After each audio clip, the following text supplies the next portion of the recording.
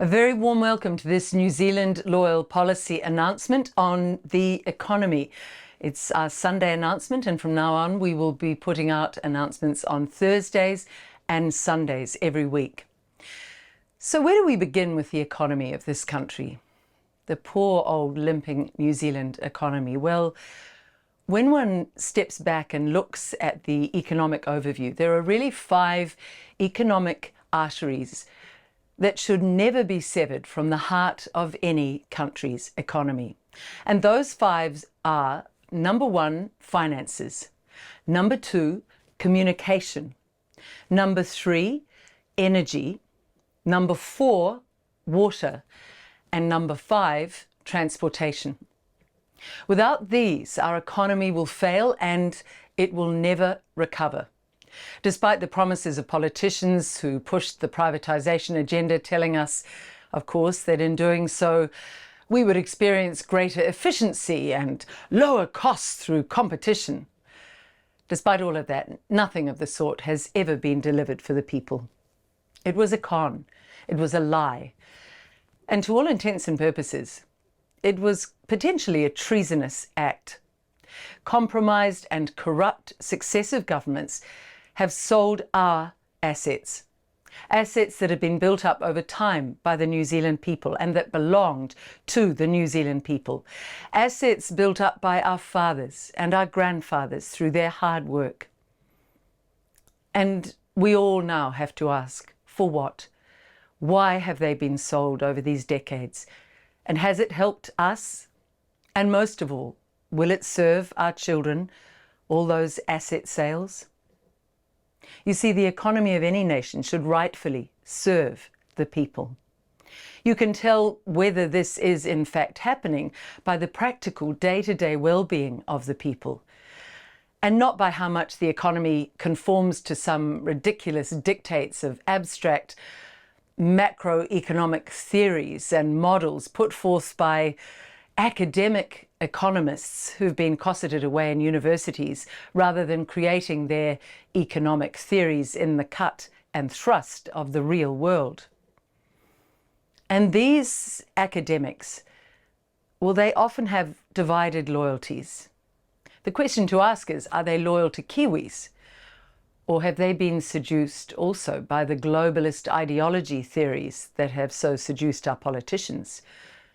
Or have they been seduced by financial incentives from globalist organisations? Those are crucial questions to ask of any scientist or any economist now. New Zealand Loyal instead wants full spectrum economic dominance. We will nationalise those assets which are of vital strategic importance to our national security. There's an argument that runs thus. The argument goes, the government cannot run business. Therefore, it's better to hand our assets over to the private sector. That argument is ridiculous. All we ever needed to do as a country was to appoint intelligent, ethical individuals and pay them a fair salary, not a ludicrously bulging salary, overpaying them as has happened so much since the 80s. Pay them a fair salary and then have them run those vital assets on your behalf, on behalf of the people. The notion that de-industrialisation, which involves sending our industry and services offshore, the notion that this will somehow see cheaper imports and Kiwis moving up the employment food chain, is also yet another con, another lie. Who can take solace in cheaper trinkets from China when you lose your job through offshoring of the very industries that kept you employed? In case any of you have missed it, all those higher up the food chain jobs have not materialised. Evidence of this can be seen in the flight of New Zealand's best and brightest, who've been abandoning our shores for decades as the economy has slowly and deliberately been ransacked and cannibalised until it's now almost run into the ground under Labour Greens. New Zealand Loyal acknowledges the general principle of the comparative advantages of nations. What does that mean? It means that some nations have things to trade that others lack, whether because of the skill base of differing populations or the natural resource assets of different countries. In other words, there is a role for international trade.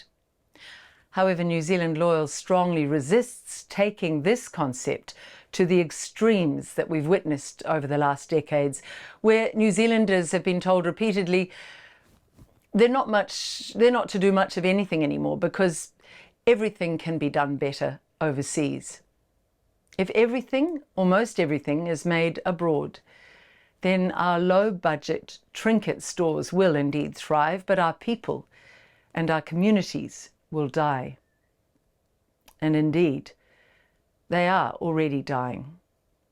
New Zealand Loyal's position and first allegiance is to a principle of economic self-sufficiency for our nation, not to the principle of comparative advantage or to the idolizing of lowest marginal cost. As the once prosperous Germans, and in fact Northern Europeans in general, well know and understand, when people thrive financially and economically because they're sustained by robust and meaningful work across many and diverse sectors, they don't mind paying a little more for their consumer goods. New Zealand Loyal will stimulate the re-industrialisation of our economy in New Zealand. We will support the insourcing of many of those service sectors that have gone offshore. And we won't shy away from breaking the prevailing economic norms to bring this full spectrum economic dominance back. This will mean in turn that there will be a plethora of employment opportunities for high school graduates who are currently completing their basic secondary education. When you really sit back and look at the systematic and controlled demolition of our country, and then you realize that this blueprint is also being enacted worldwide against other countries, it does not take a genius to understand that the collapsing of our once thriving New Zealand economy is by design. The next question becomes, are there really human beings who would be so unethical, so unhinged, that they would design an economic collapse?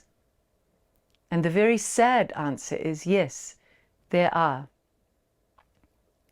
And the further answer is yes, it's also a part of the darker Agenda 2030 plan to completely control every aspect of your lives. We at New Zealand Loyal intend to scuttle their plan to break our country, to break our economy, to break us, and then introduce their Agenda 2030. We may not be able to save the world, but we can damn well save New Zealand. And who knows, in doing so, New Zealand may well become a beacon of hope to other living men and women around the globe. So let's start with the management of New Zealand's finances. Under this heading, which was number 1 in the list at the beginning of this policy announcement, under the heading of finances, we will nationalise the Reserve Bank of New Zealand. We will place it under the control of our Treasury. Despite you being told it belongs to New Zealand, in fact, it does not. If it did, why would the New Zealand government bank with the Australian-owned Westpac Bank? No, the Reserve Bank, like the Federal Reserve in the United States and almost all central banks around the world, is ultimately privately owned. All of these central banks are controlled by the very same people. As far as our country is concerned, this is going to change. Currently, money is created out of thin air by banks and loaned to us at interest. The same pattern applies to the New Zealand government, who use you, the people, as collateral for the loans that they take out. This is where your income tax component goes. It simply pays the interest on those loans. As a result, due to the mathematical impossibility of our ever being able to repay those loans, Our government is really in its own version of enslavement to those world money lenders. As a result, our government is instructed as to what they must do to satisfy the loan guarantees. Privatisation was one such dictate. The International Bank of Settlements, the BIS, has an overarching position on the Reserve Bank of New Zealand, as does the International Monetary Fund and the World Bank. There is a battle with the global bankers that must be won if we, or any country wishing to be truly sovereign, are to find freedom from the usury and control mechanisms that have created slaves of humanity. And this is a fight for which New Zealand Loyal is willingly geared up. Despite the so-called expert economists advising governments on economic strategies, it appears they have all forgotten how to count. So let's offer these economic theorists some simple, common sense education that the people of New Zealand will easily understand. You cannot extract from an economy more than you put in. So let's imagine that you lend $1 billion into an economy. Adding interest charges to that loan, you expect to extract $1.05 billion. So already you have a net deficit and a default. This occurs each time a loan is made, so that the debt accumulates until eventually we, the people, lose everything we once owned through what are really irresponsible and frankly fraudulent practices. I'll address this in more detail when we unveil our monetary and taxation solution next week. Under a New Zealand Loyal government, insider trading shall also be stamped out. So too will the revolving door of government and private sector nepotism that sees government employees moving into the private sector after they have ensured, while still working for the government, that certain advantages will go to that private business that is about to employ them. The same goes for those private sector players taking up government jobs, but then acting in the interests of the companies from which they have just departed. All of this is unethical and it's corrupt. It must stop. Let's now turn to point 2 in the list at the beginning of this policy: communication. We at New Zealand Loyal will nationalise our communications across this country. Every home will have a landline, as we all did in days past. The recent natural disasters, such as the terrible floods in Hawke's Bay, have taught us one thing beyond any doubt. Once communications are lost, bedlam ensues. I was in Hawke's Bay just over a month ago, and the locals told me repeatedly that what they wanted in those terrible floods was 2 things.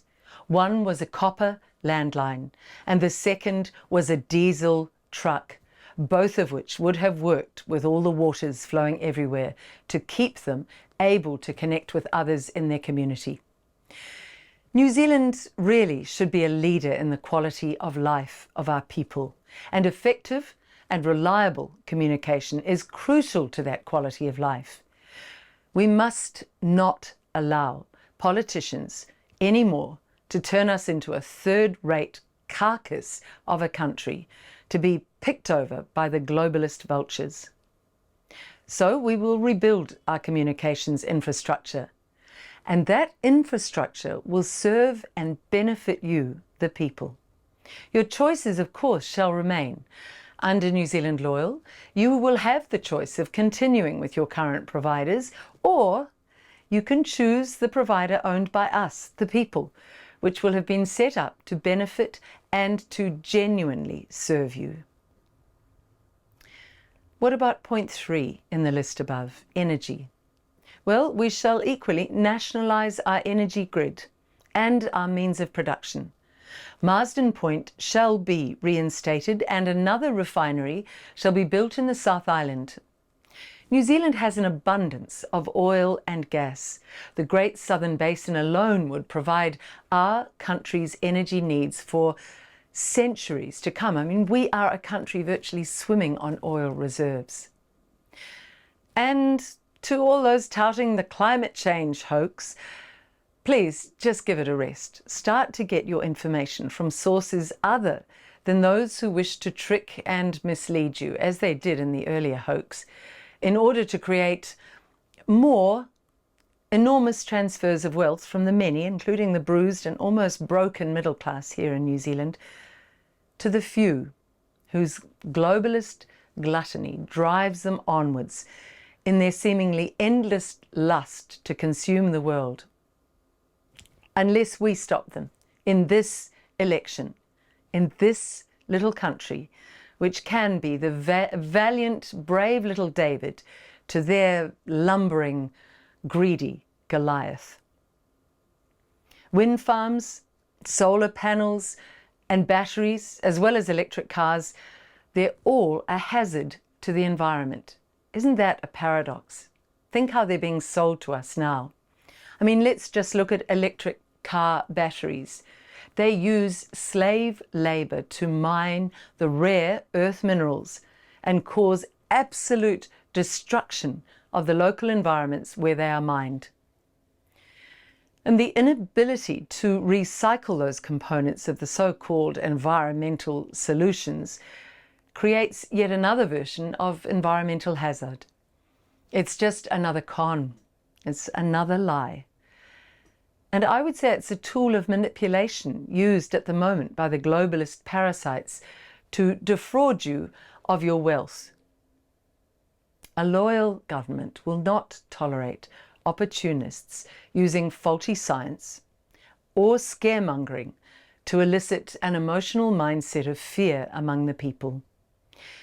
We have seen how daily fear-mongering from unethical government officials can reduce once sensible Kiwis and put them in a sort of fearful, childlike state in which, with that much pressure, it's possible for any of us to become willing to give up our common sense, our resources, even our control over our country or over our lives.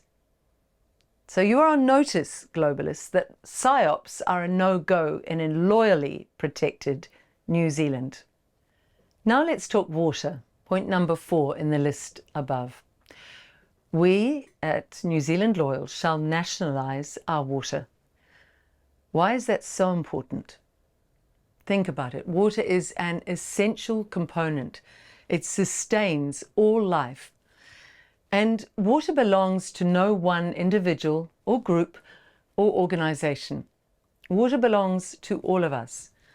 Our water resources shall be used for all, and they shall be poison-free.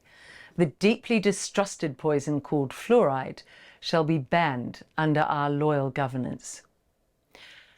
And furthermore, we'll need a nationwide upgrade of all essential services. That will be undertaken. Kiwis once built this nation to a world-class standard. Together, we shall do that again. And this time round, we shall keep it. We, the people.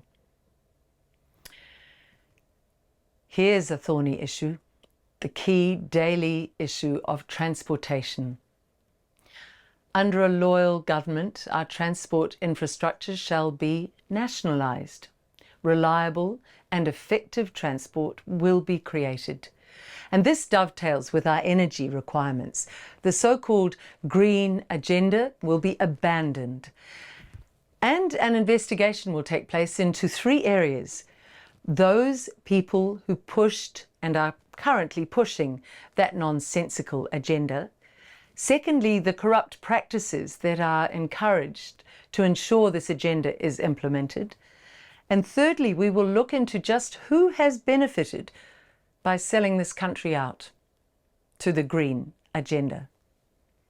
There shall be no zero requirements to diminish and limit the choices of Kiwis in terms of transportation. If you wish to drive your own vehicle, you will have safe, reliable roads on which to do so. And you'll also find it remarkably cheaper to drive your petrol car. If you choose public transport, that too shall be safe, reliable, cost-effective, and highly affordable. There are many options that we as a country and as sensible people can discuss together to decide how we wish to look after our Mother Earth. Personally, I think that the Agenda 2030 way will be shown up as among the very worst and silliest of ideas once we have open discussion with all engaged Kiwis about honest and about ethical environmental policies. The corruption must end. It serves none of us. If you think you get away with it, ripping off a fellow Kiwi, you get away with nothing. You have a black mark on you. There is a moral arc to this universe. It may be long, but it always bends towards justice. So we need to start treating each other with the very ethics with which we want to be treated. And that's why a dedicated, loyal, anti-corruption team will be established to investigate past and present untoward practices by politicians, state actors, lobbyists, private organisations and individuals. And this shall include offshore directed parties as well. On that note, all international agreements which have been entered into by corrupt governments who failed to truly consult with us, with the people of New Zealand before signing up, and agreements that do not actually benefit Kiwis, those agreements shall be scrapped. This country shall set its own monetary and taxation policies and move away from the debilitating debt-based fiat currency system. The current system has very deep built-in flaws that guarantee large transfers of your wealth into the hands of globalists. There's no other way to put it. We shall announce solutions to those flaws in next week's policy deep dives. And as I said earlier, they will be out on Thursdays and Sundays of each week from now until the 14th of October, Election Day. To all of you who are passionate about rolling up your sleeves, and I'm now getting thousands of messages saying, how can we help? We're ready to deliver leaflets. We're ready to put up the billboards. Tell us what we need, and we will be activating you over the coming weeks. You get it. This is us helping each other. This is Kiwis in it together. No one's here to save you. We are saving one another through our loyal New Zealand policies and our hard work. We know that what we are saying is in direct opposition to the globalist agenda. And we look forward to delivering on what we have stated to you in every one of these policy statements. But to do this, we need you.